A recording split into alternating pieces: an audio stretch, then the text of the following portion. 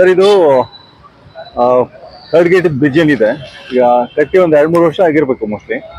Road ಈಗ already 2 ಸಲ ಅದನ್ನ ಟಚ್ ಅಪ್ ಮಾಡಿದ್ದಾರೆ. ಬಟ್ ಅದು ಎವ್ರಿ ಮಳೆಯಲ್ಲಿ ಅದೊಂದು ದೊಡ್ಡ ತೆಗ್ಗು ಬಿದ್ದು ಎಲ್ಲರಿಗೂ ಪ್ರಾಬ್ಲಮ್ ಆಗ್ತಿದೆ. ಈಗ ಇದಿಷ್ಟು ಕ್ರೌಡ್ ಯಾಕೆ ಆಗ್ತಿದೆ ಅಂದ್ರೆ 4th ಗೇಟ್ ಅನ್ನು ಬಂದ್ ಮಾಡಿದ್ದಾರೆ, ಅದೇನೋ ರಿಪೇರಿ ಸಲುವಾಗಿ. ಈಗ ಆ ಎಲ್ಲ ಟ್ರಾಫಿಕ್ ಡೈವರ್ಟ್ ಆಗಿದೆ. ಒಬ್ಬ ಪೊಲೀಸ್ ಡಿಪಾರ್ಟ್ಮೆಂಟ್ನವರು ಇಲ್ಲಿ ಯಾರು ಅದನ್ನ ಜನರನ್ನ ಅಥೋರಿಟಿ ಮಾಡ್ಲಿಕ್ಕೆ ಯಾರು ಇಲ್ಲ ಇಲ್ಲಿ. ಅದಕ್ಕೋಸ್ಕರ ಪೊಲೀಸ್ ಡಿಪಾರ್ಟ್ಮೆಂಟ್ ಟ್ರಾಫಿಕ್ನವರು ಕೂಡ ಸ್ವಲ್ಪ ಇಲ್ಲಿ ಗಮನ ಹರಿಸ್ಬೇಕು. ಆಮೇಲೆ ಕಾರ್ಪೊರೇಷನ್ನವರು, ಆಮೇಲೆ ಇದಕ್ಕೆ ಸಂಬಂಧಪಟ್ಟಂತ ಇಂಜಿನಿಯರ್ ಕೂಡ ಇಲ್ಲಿ ಬಂದು ಒಂದು ಸ್ವಲ್ಪ ನೋಡ್ಕೊಂಡು ಹೋಗಿ. ಬಹಳಷ್ಟು ಜನರು ಇಲ್ಲಿ ಆ ತೆಗ್ಗಿನಲ್ಲಿ ಸ್ಕಿಡ್ ಆಗಿ ಬೀಳ್ತಾ ಇದ್ದಾರೆ. ಮಳೆಯಲ್ಲಿ ಜನರಿಗೆ ಹೋಗೋಕೆ ಬಹಳ ತೊಂದರೆ ಆಗ್ತಾ ಇದೆ. ಸೊ ಆದಷ್ಟು ಬೇಗ ಇದಕ್ಕೊಂದು ಮತ್ತೊಂದು ಇಲ್ಲಿಂದ ಗೋವಾದಿಂದಾನು ಜನ ಬರ್ತಾರೆ. ಅವರು ಕೂಡ ಈ ರೋಡ್ ನೋಡಿ ಬಹಳಷ್ಟು ನೊಂದ್ಕೊಂಡು ಹೋಗ್ತಾ ಇದಾರೆ, ಇಂಥ ಸಿಸ್ಟಮ್ ಆಗಿದೆ ಅಂತೇಳಿ. ಸೊ ಅದಕ್ಕೋಸ್ಕರ ಇದನ್ನ ಆದಷ್ಟು ಬೇಗ ಇದನ್ನ ರಿಪೇರಿ ಮಾಡಿ ಇದಕ್ಕೊಂದು ಶಾಶ್ವತವಾಗಿರುವಂತ ಒಂದು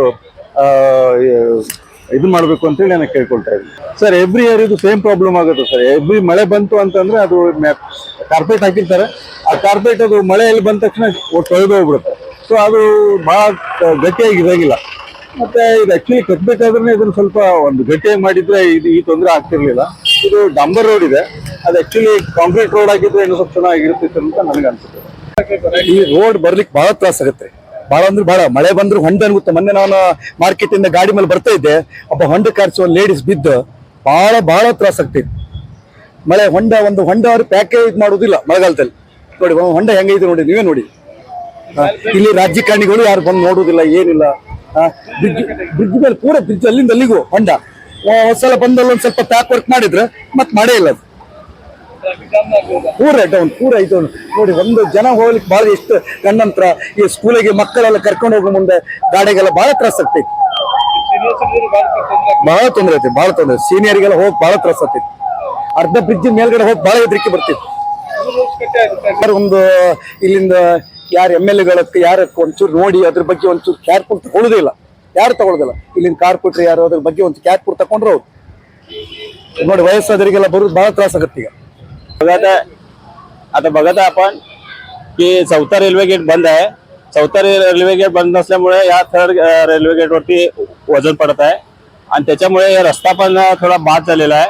त्याला तात्पुरतं का होईना त्याचं रिपेअरिंग करून त्याला व्यवस्थित करावं असं मी प्रशासनाला निवेदन करतो.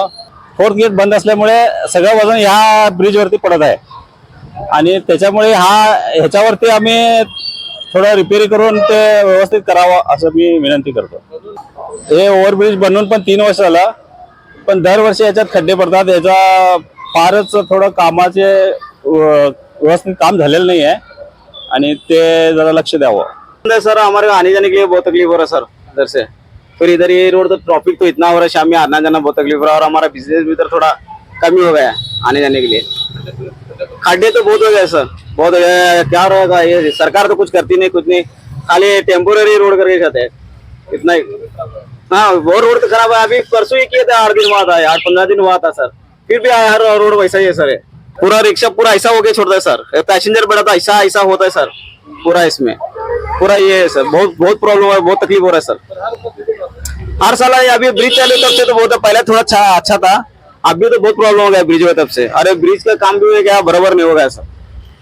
रिक्शा वालों को तो बहुत प्रॉब्लम हो रहा है सर, क्योंकि 3 व्हीलर है ना सर, बहुत प्रॉब्लम होता है सर.